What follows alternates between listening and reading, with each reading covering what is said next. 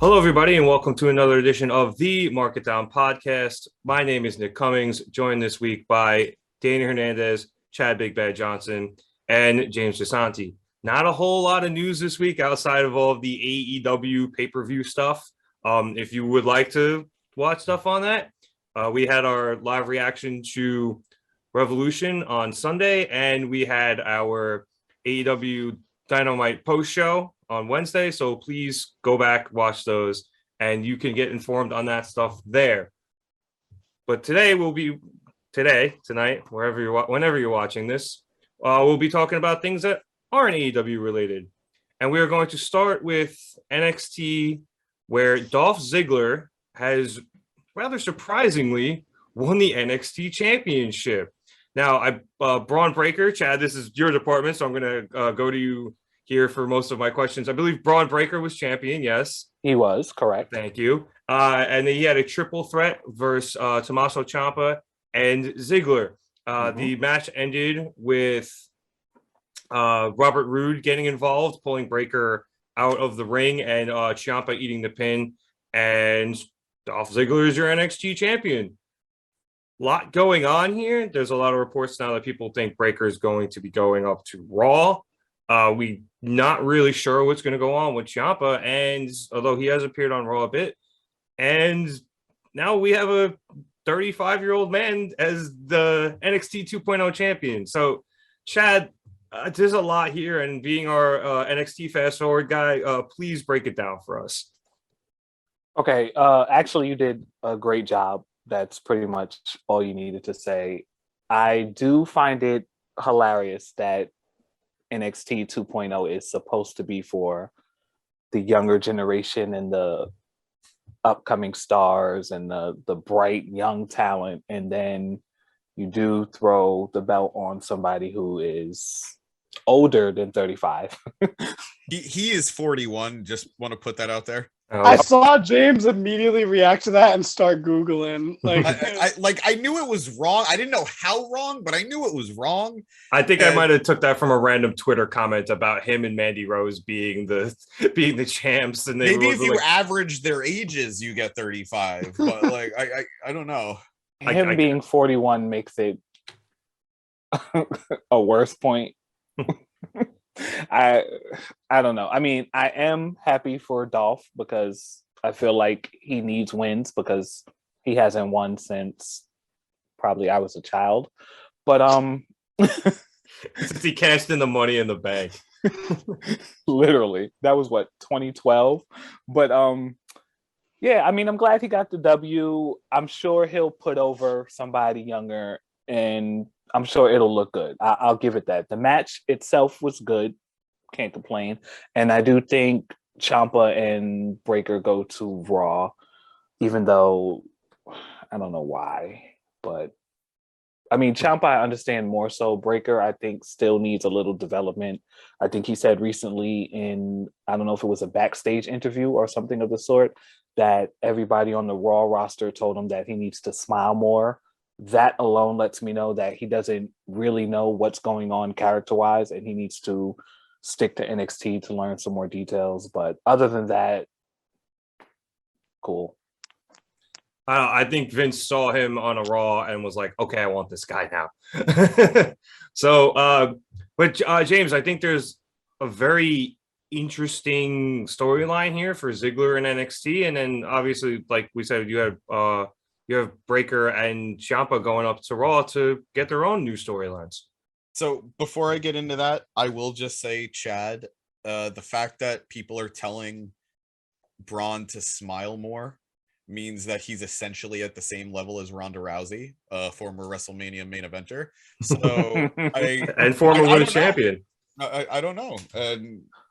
Maybe he's further along than we were giving him credit for. But he's had 10 televised matches. I think those 10 televised matches are also just the only 10 matches he's had too. Literally. But maybe so has Ronda. God. I will say this. I didn't watch NXT live. I caught it after. When I had heard the news, I was very upset. I didn't get it. I was confused by it, and I'm thinking the same things everyone else is thinking. This is supposed to be developmental. Like, that's what they're hyping this up as. This is developmental. Why is 41-year-old Dolph Ziggler NXT champion now? Why is Mandy Rose, somebody who already is developed and polished, winning the NXT Women's Championship? But after I thought about it a little bit more, I did come to this realization that if this is truly meant to be developmental, that means these young guys are going to need to put on matches with people who know better. We're all, I don't want to say done with Dolph, but at this point, any goodwill Dolph has with us is gone.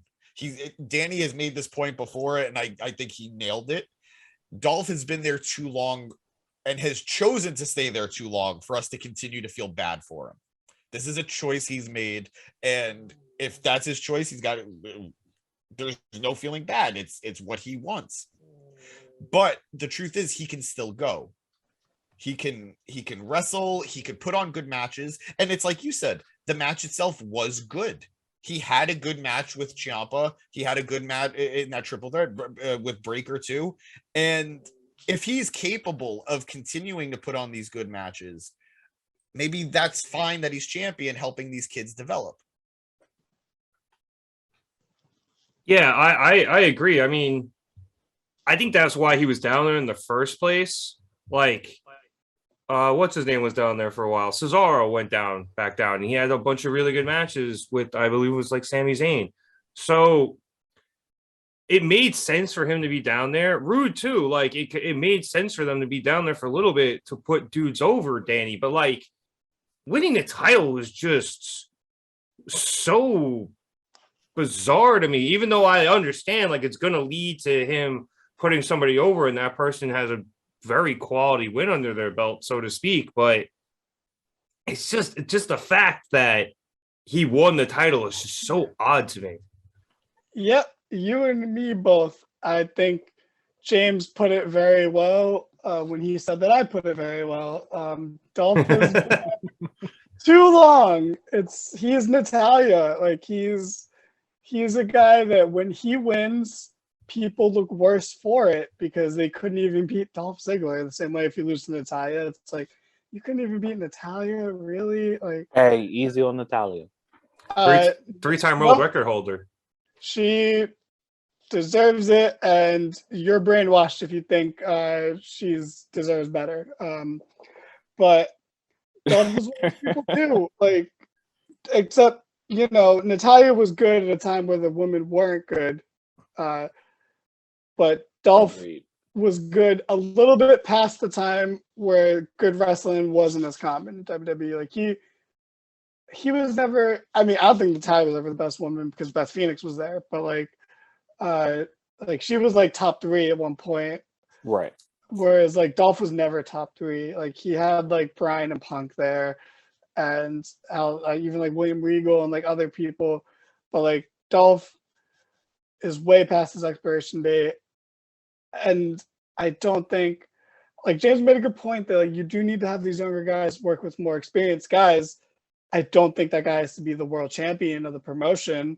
Okay. And I don't think it should be like, I don't think there's a problem with Dolph going to NXT, but him winning the title is a problem because he's not someone to be taken seriously. I guess if you're trying to send the message that these guys are rookies, like, yeah, you really do make them look like chumps when Dolph Ziggler is the world champion. But I don't think there's much upside to this because it's not like if AJ Styles had won the NXT title, we wouldn't be complaining. I mean, besides maybe that AJ's on NXT and not, you know, but even then it'd be like, okay, like that would make sense if someone.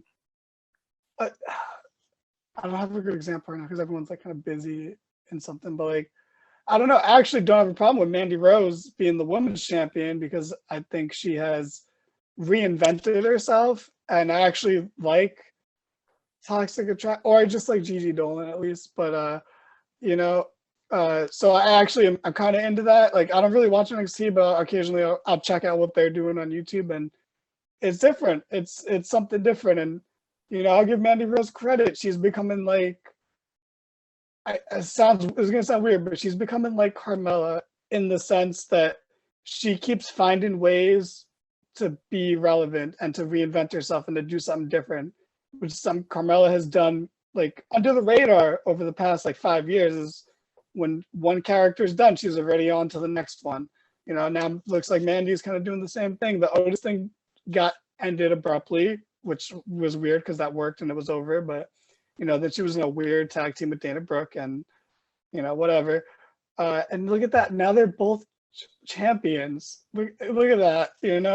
Mandy's the women's champion. Dana Brooke is the 24/7 champion.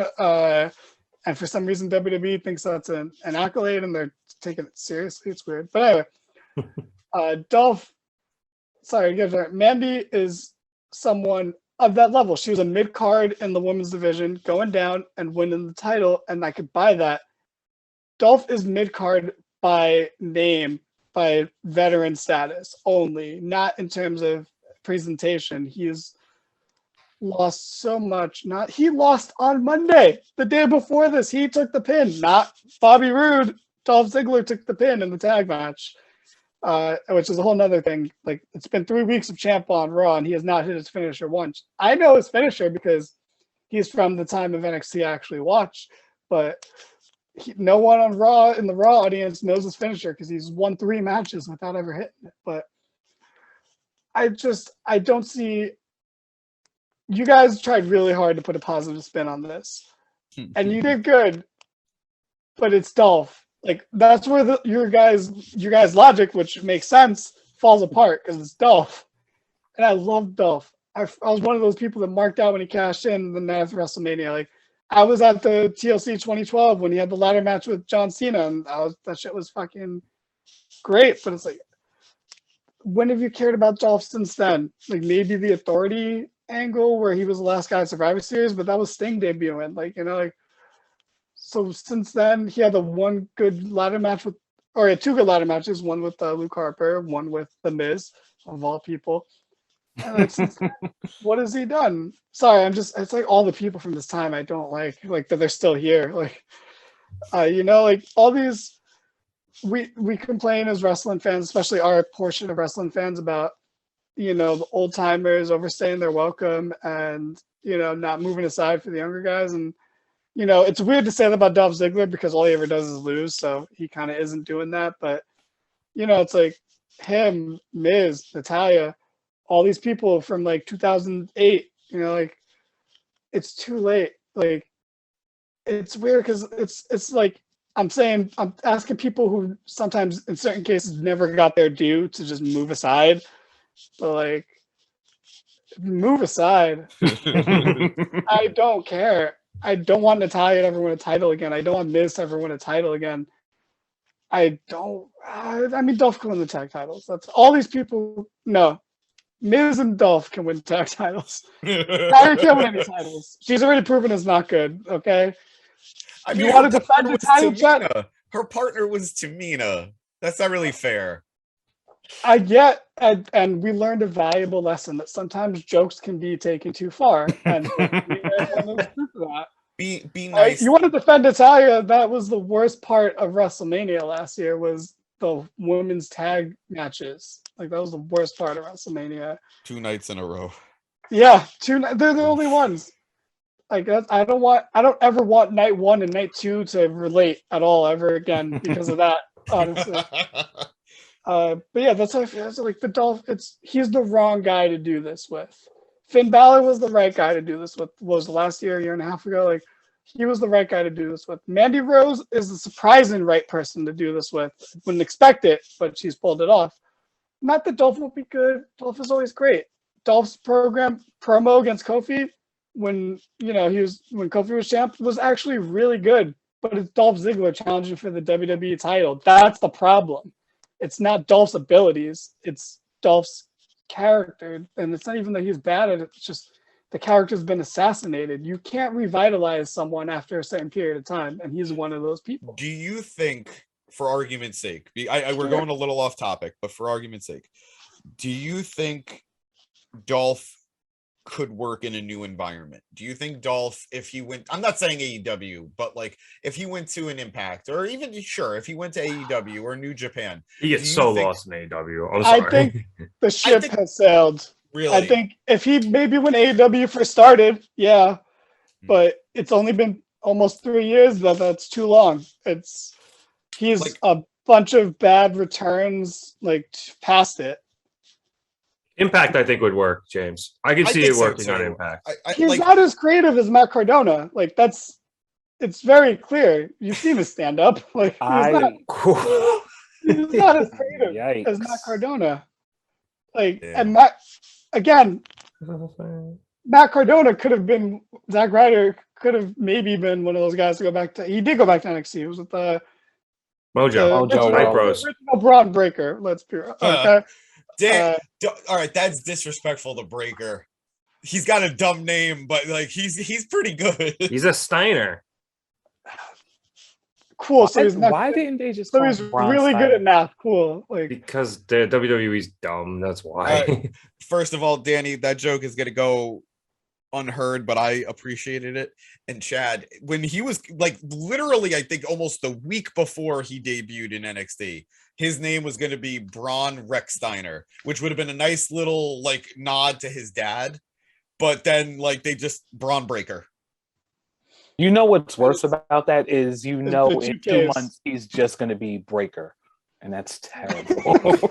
I don't know if he's just going to be Breaker or if he's just going to Yes. be Braun. It's going to be it's one not of them. Braun. It has to be Breaker. Yeah, Yeah, I it's can't do gonna be Braun Breakker. again. It's gonna be Ugh. Breaker. It's going to be terrible. These poor kids. I know. I think one of the other confusing things to me about Ziggler winning this title is like you have people like Ciampa down there and Pete Dunne and like other dudes who or kind of like left over from Black and Gold NXT who have been around the block. Like they are veterans at this point because NXT after a while kind of stopped being a full-blown developmental and just kind of became, let's try to out indie the indies, for a long time there. So there are veterans on that roster that, could believably be in the same position Ziggler is in. And also but also too, like you don't necessarily need to bring dudes from Raw to help, teach these younger guys how to work. You have all those guys there, unless they're just really trying to beat the indie style out of everybody and they don't trust any of these OG NXT leftovers to do so. Like, I just don't understand what purpose Dolph serves in general. Like, it was cool to have him down there. And like, if he did the AJ Styles thing, that would have been fine. But just with the title, to me, it's just asinine. Can I also just say that you guys said earlier, I don't want Bron Breakker on Raw or Ciampa. Honestly, I don't want Ciampa to ever be on the main roster. Like It's isn't he inevitable. already there though? It's inevitable, bro. But it's a crossover feud. It's not. What is this, a crossover episode? Who is he teaming with on Thank Raw? you. He teamed with Finn Balor first, and then Yeah. he teamed with Bron Breakker. No, I know he did that on NXT, but did he do that on Raw too? Yeah, he did it on Monday. Yeah, Him and Braun yeah. Dirty He did. Yeah, he did. dogs. He's going directly to Raw. Sorry, Danny. Give up on Yeah. your favorites, as you said multiple times. But they're To not. piggyback, It's more like I just don't want these people on my show. I'm very fine with the roster I have. I don't want any additions. Send them to SmackDown, where I don't have to watch them. oh God, with Ridge Holland. But anyway, to piggyback off what Danny was saying, this is such a waste of a reign because when you have someone like Ziggler who's in this unique spot of fuckery, I guess, it's like, I agree with you. Mandy Rose was at the top, well, not the top, but she was mid-card, but she was on the main roster, but she was given scraps. So you bring her back down to get the title, that works because she's revitalized and refreshed her character multiple times. The thing I kind of was thinking was, I don't know, in my mind, I just thought it would be Dolph versus Breakker, and then it would be Robert Roode versus Breakker, and then that would make more sense to me when you have So the former NXT Yeah, I champion. was like, at least he's a former NXT champ. that's Jeez. so when I hear you're like, grooming talent, you would think, okay, Damian Priest go back down for a few months, or Riddle go back down. Well, he's the champion now, but Riddle go back down, or somebody who wasn't the champion who was in NXT at a relevant time.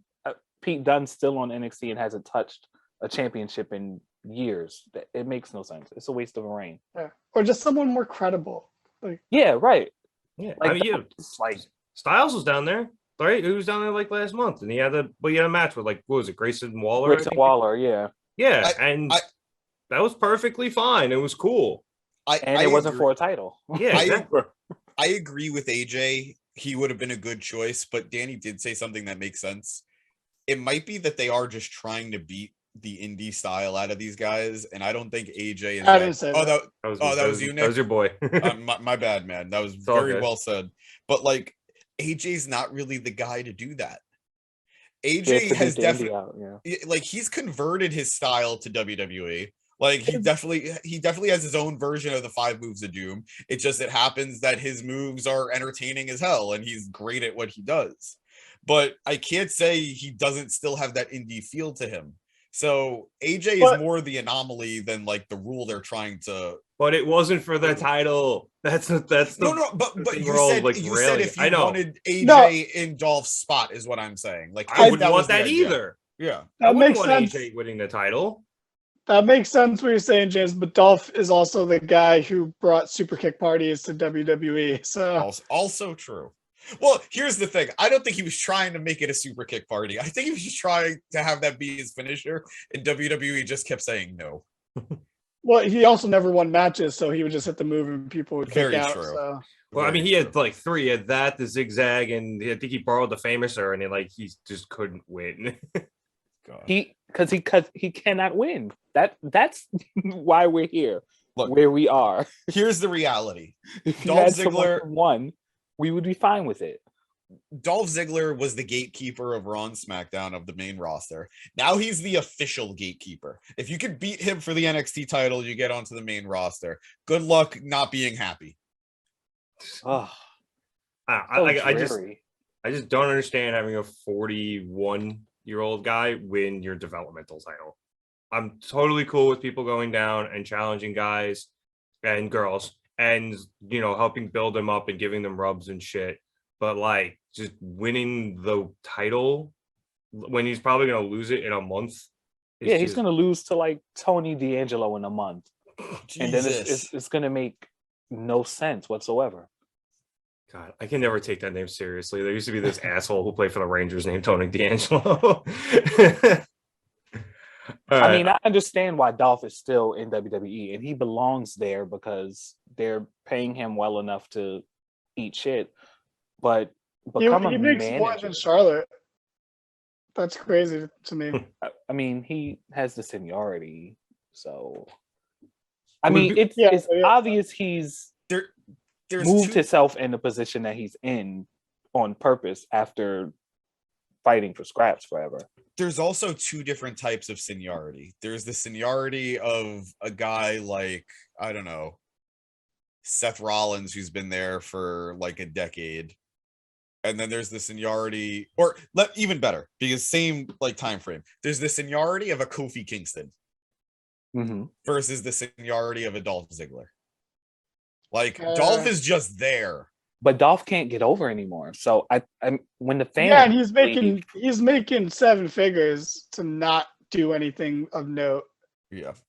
I don't know how you don't turn him into a manager at this point, but let me say, like, I feel bad for Dolph, even though I know I said before we shouldn't feel bad for Dolph, but I don't think he ever did anything wrong other than stay in the company when he probably could have been more successful elsewhere. But AEW didn't really exist in 2016, when like they didn't do shit with him. So I don't know. It's not really Dolph's fault. It's just he's a victim of circumstances. Like, literally, you really sometimes just being there too long is the problem. Yeah. Like, even if you were the guy who was underused and everyone was like, "Oh, this guy needs to be used," and like it's even that runs out after a while. Like that doesn't last forever. Like how Cesaro just left. Like he kind of, in a way, was once that program with Roman went nowhere. Like it was like, oh, that's it. Like there's no point in caring about Cesaro anymore because it's never gonna happen. So like it does happen. Some guys are self-aware enough to know. And the thing is, Dolph is self-aware, but he doesn't care. He just cares about making money now, and that's it. So like for him, it's no big deal. He would literally laugh at us for the shit we're talking, especially the shit I'm talking, because he doesn't care anymore. Because he's, like I just said, he's making more than, I'm pretty sure, like 95% of the roster. He's one of the few people making like 7 digits because of his seniority and because he is that type of guy that the company would worry about leaving to go to AEW, but little do they know that we don't really want him. Yeah, he's a lifer. I mean, look, he's hit a point of diminishing returns. Yeah. I think, and so has this conversation. Yeah. Rude. I mean, look, Bobby Roode. but all right, let's actually move on here and move on to Monday Night Raw, where Becky Lynch at a house show over last weekend unfortunately injured her throat box in a match with Bianca Belair. This sucks. Obviously Becky on the mic is one of her strongest attributes, and definitely helping build this feud to WrestleMania. She will be okay for WrestleMania, but it's gonna be a little one-sided on the mic, it looks like, until then. She did actually. She was at Raw on Monday. She didn't show up on screen, but she did cut a promo in the parking lot on her phone, literally like whispering her way through it, and it was probably a better promo than Charlotte's cut in the last 10 years. So Danny, as the resident Raw expert, and our other resident Becky Lynch Mark, what do you think this means for the build up here for WrestleMania? And do you think Becky will actually be able to keep quiet long enough to heal her throat? So, first off, I do gotta say, I think that you're actually the other Becky Lynch Mark. I am Becky Lynch Mark in the group, but We'll agree to disagree. I don't think you can prove otherwise. But anyway, I don't know if she can keep her mouth shut long enough for it to fully heal, because she showed up to Raw very late, coming from the hospital, and did that where she probably shouldn't have, but it was funny and it was entertaining. And I saw the footage of it, like it was just standard, like Bianca was going for a forearm and she ended up hitting her in the throat, and Becky immediately grabbed her throat, but then still finished the match. She still took a KOD with the fractured voice box. So, very pro. As soon as the match was over, she rolled out of the ring. She's coughing up blood everywhere. Something's clearly wrong. So, like you said, this is a little bit of a bummer because this is one of the only feuds going into WrestleMania. Like, it's not like the biggest and the flashiest feud, but it's the most concise one. It has the most sense behind it and the most simple storytelling logic behind it. And 90% of that is down to Becky over the past just 3 weeks of cutting promos, because she understands her job better than everyone. And as the Becky Lynch, as one of the Becky Lynch marks, Thank you. Yeah, no problem, other Becky Lynch Mark. But how we were just talking off screen kind of about how Facebook sucks and shit, but how Facebook will show you links and articles from pages you don't even follow because it's something similar to other pages you do follow. And I'm sure we all get that with wrestling, because I do. I get a lot of wrestling sites that I don't follow will have stories. And wait, other people cover wrestling besides us? Yes, I only found that out 3 weeks ago. It blew my mind. I've just kind of come to terms with it. It's insane. I'm not going to name any of them because fuck them all. But Facebook sucks, as we were talking about. But I will click on a comment section knowing it's going to be full of just the worst fucking people. And sometimes not, because sometimes some of our own Nick Maniotis and Eric Gisante comment on these, and I see them, and I'm just like, I don't know how you engage with these people, but okay. Whenever I see one about the women's division, all I see in the comment section is just the most obscene hatred. And I'm someone that hates on Charlotte Flair like nonstop, and I hated on Natalya 5 minutes ago. But when I see it, it's like if you just hate someone, you're gonna find ways to criticize them, even when it's not deserved. And like I think a lot of my criticisms of the people I don't like are based on some sort of valid logic. But sometimes, when you dislike someone enough, you will just start to really look for any little opening to do that. And I've noticed that anytime I see a story about Becky Lynch, there's always people who are like, oh, like I'm so sick of Becky Lynch, or I'm so like, oh, she's so bad in the ring, she's so bad in the mic. And I'm like, if you think that's true, then you don't like anyone, because there's literally not a woman on the roster that can come close. Like the only ones who kind of can are like secrets, like Zelina Vega, who you can't right now because she's fucking British at the moment. But not the British people can't cut good promos, but American people pretending to be British can't cut good promos, except for Booker T. But like good call. And there's just so much, and that's why sometimes I'll say that we are kind of the problem as wrestling fans, where it's like once someone succeeds, we're sick of them already, and we really want to move on to the next person. And I'm guilty of it too. I did it with Hangman. Like, it happens.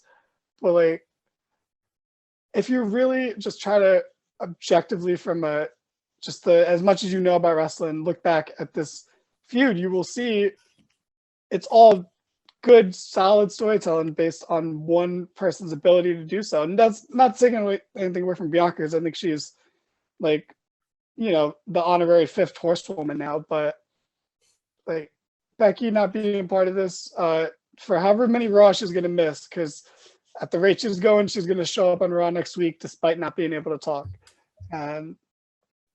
But this is really a shame to the build that we had going, because it was a very strong build to a match that was never going to get as much of the spotlight as it deserves, because you got the Ronda Charlotte match and the biggest match of all time, which is of Roman Reigns versus Brock Lesnar for the 8th time, or maybe 15th time, I don't know. But so I don't know, because this was one of the best builds going into Mania, and like I'm saying that even though we're still weeks away, I guarantee it was going to be the best, because all the other builds suck, or I assume they suck, because some of them I don't watch because SmackDown. Yeah, a lot there. I will say, in reference to your wrestling fans comments, Matt Jackson made comments the other day about how wrestling fans can be terrible. When they love you, they will praise you with love and shower you with love. And when they hate you, they will say some of the nastiest fucking shit imaginable. So you're not wrong there. But I do think, James, that this does present an opportunity for Bianca, who, Danny, when you mentioned her as the honorary fourth horsewoman, I think you just meant on like power levels alone, or fifth horsewoman. Just on power levels alone at this point, because she's the only one that WWE books as strong as them. But yeah, it opens up an opportunity for her to, James, to carry this feud in a way that she hasn't really had to before, and maybe able to elevate her even further. So I completely agree with that, but I need to just give my opinion. I think the honorary fifth horsewoman is Asuka. Oh, we wish, man. We wish. I mean, she's beaten all four. No, yeah, she's beaten all four members of the four horsewomen. But does it feel like it? Does it feel like I always thought it was Paige, but because she was just right before Paige doesn't exist in the WWE timeline. Okay, yeah, Paige and AJ Lee don't exist. But beyond that, I think a couple of interesting things can happen here. I think really the only reason Becky Lynch is a heel is she forces us to recognize her as a heel when she's on the mic. She's that good. She's that good at making us view her as a heel.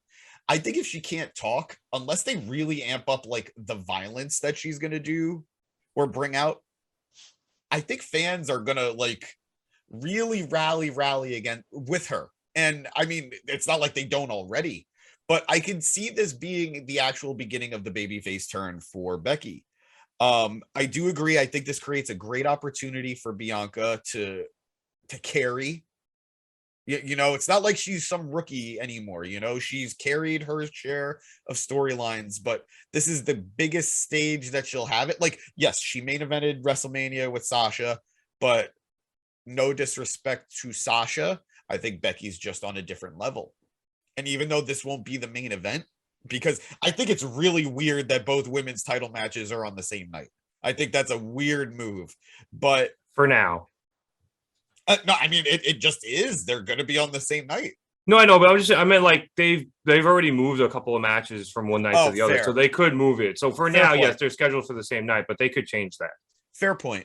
Also, while we're interrupting, you know, card subject to change. Has Bianca carried any of her feuds? Because I would say Doudrop carried that short feud because she's the one who turned heel about it.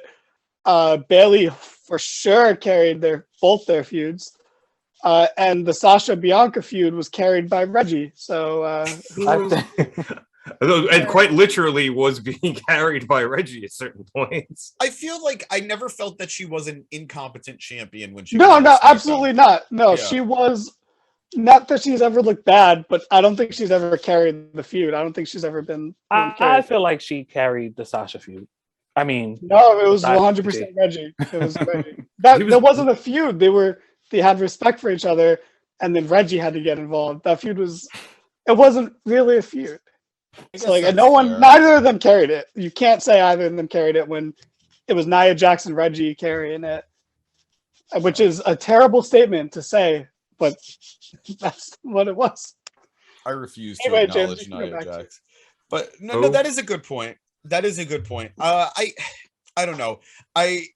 I'm still very excited for this match. I think one of the most entertaining aspects of the build has unfortunately been taken, but I also got to acknowledge, and I think we all have to acknowledge, Becky Lynch is very creative. This is a woman who literally wanted to shoot angles in the maternity ward. So if anybody could come up with a way to keep this going creatively, it's going to be Becky. And it actually, in a really unfortunate way, makes this more exciting. I think it could be like how Britt had those vignettes when she was in the wheelchair, trying to do the recovery, and it was like funny. I think it could be something like that. Definitely. Yeah, I think Becky will find a way to make this work, Chad, which actually, like James said, it makes it very intriguing because now I want to know how she's going to make this work. Right. To piggyback off of what James said, but to carry my own point, and Marks, don't be mad at me, meaning Rev and Danny. Yeah. You already are too late. I think, minus it being unfortunate, injuries suck, period. But I'd like to say that I believe in Becky so much that I think if this were to happen to anybody, this is the best possible scenario, because as over as Becky is, I think the storyline still moves forward. And like you guys said, as creative as she is and as important and big as she is, I think voice or not, this is still going to be the most exciting Mania match. So of course, yes, it's unfortunate, but I just wanted to say, like, with the injury, it's fine. It's fine because Becky's going to be Becky, big time Bex. It's going to steal the show regardless, and that's all. I mean, Bianca can carry her own. I disagree with Danny. I think she carries feuds well. Well, I'm not saying right. Yeah, I'm just saying she hasn't. Right. You didn't say she doesn't carry it well. You just said she hasn't. But I think this makes the most sense storyline wise out of all the feuds going through Mania, and I think it's going to be just fine. I'm wishing Becky a speedy recovery, of course. Okay, but where was the part that was supposed to offend us? Me saying that if anybody were to be injured, Becky was the best one to be injured because she's going to make the most of it. I know what you're saying. How dare you, Becky? I think the best person to get injured would have been Seth. Why not? I mean, don't he's know, not doing anything, so I guess he could have gotten injured. He's gonna face Cody Rhodes. What are you talking about? Whoa! Who? You're only Uh, smoking mirrors. He's a WWE guy. Okay, we all know who Cody Hold on, Rhodes hold, is. hold. Oh, Danny, it's like the a dashing dude with the mustache. Yeah, No, exactly. I remember him. Stardust. Well, he used to go by Cody Rhodes. It's okay to call him that in this context. Yeah, and he had like a mental break, right? You know, Brandy Rhodes' husband. The Cosmic Wasteland guy. Isn't that her name? Eden. Yeah, I think it was Eden. Eden Styles. Oh shit! Oh, It He's gonna was feud with AJ. Okay, it makes sense. Now. Oh, absolutely not. I forbid it. I fucking forbid it. He's then gonna feud with AJ Lee. Anybody who has a name, and then Michelle McCool because she used the Styles Clash. Well, he did feud with Taker, so I guess he did that by proxy. He feuded with Michelle first, but it was on Twitter. Oh yeah, that's also true. I just wanted to get back to Danny's point really quick about Bianca not quote unquote carrying feuds. I think that's a poor way to put it, just because I think everyone. Ooh. No. I think he's got a right point. I just think the wording is poor because It makes it sound like I'm disparaging Bianca when I'm right, not. like she hasn't had to carry a feud because I think all of her feuds have been very good from both sides. Yeah, and they've been designed to get her over, and they've worked. So like Thank you for understanding what I mean. She's playing her role perfectly in every feud, and the person opposite her has been playing their role, or the people opposite her have been playing their roles perfectly, or or Nia Jax levels. Like, I get it. So what you're saying is he hates Bianca. yeah, yeah, that's what it comes down to. I'm picking her for my prediction, spoiling for like 2 weeks from now, But this is the first time where she's gonna have to pick up almost all of the weight here because Becky, for the most part, can't speak. So I think that is going to be the most intriguing thing about this, and seeing how Becky figures out how to come back at her, because she'll either have like somebody like reading something for, you know what, screw it, have Michael Cole read everything she says. Oh, he's not on fucking Raw. It would have been funny if they had like the anonymous Raw GM laptop, but it's just Becky Lynch. Becky is probably the only person who can do the Sammy cue cards, and nobody riots. She's gonna do something like that, or like something with some wonky speech to text thing. She should get a Kane vocoder and just go sick. That would be amazing. Sorry, fantasy booking. No, honestly, if that didn't involve her still speaking, she probably would. But like, I think she's got to be like dead quiet for a couple of weeks, I think, for this to properly heal. Otherwise, she's going to end up sounding like Laurinaitis. People power, God. And we just don't want that for Bex. She should get the is it the wheelchair thing where they type it in and the computer says it? Yeah, just speech to text thing, or this is a handicap-friendly podcast, though. Text to speech, yeah, that. Yeah, they have that on Microsoft Word. You could just roll out a laptop and it'll work. You don't need a wheelchair. There we go, Becky. Yeah, hit us up. We got the ideas. And I mean, if we were thinking of these lame-ass ideas, I'm sure she'll think of something far more creative than that. My idea was not lame. Thanks. I always want that. Don't downplay our creativity. Okay, we're great. All right. Well, now that we've gotten all of our ideas out of our system, that wraps things up here on the Market Down podcast. I want to thank everybody for watching. Be sure to check out all of our social media. It'll be below in the description.